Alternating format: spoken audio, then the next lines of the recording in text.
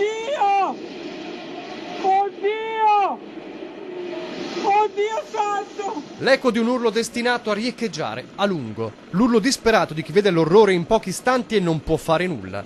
Nella Genova del 2018 crolla un ponte seminando morte e distruzione.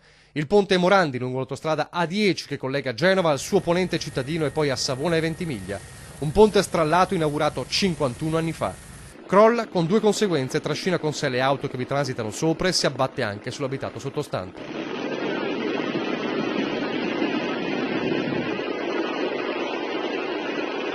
È un bilancio terribile di morti, tra i quali un bambino, dispersi e feriti. Per il 118 di Genova è un disastro di dimensioni epocali che rimbalza in pochi minuti in tutta Italia e in Veneto.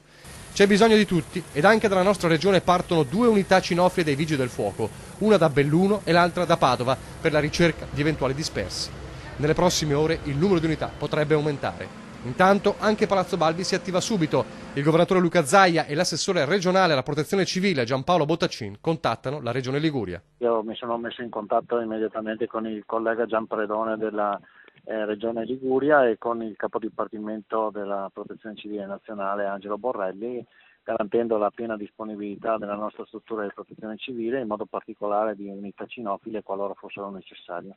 Pronti per aiutare perché il disastro di Genova riguarda tutti e prima di ogni cosa bisogna salvare vite umane. Poi sarà il momento dei perché, dato che a quanto pare sulla tenuta del ponte più di qualcuno aveva sollevato dubbi.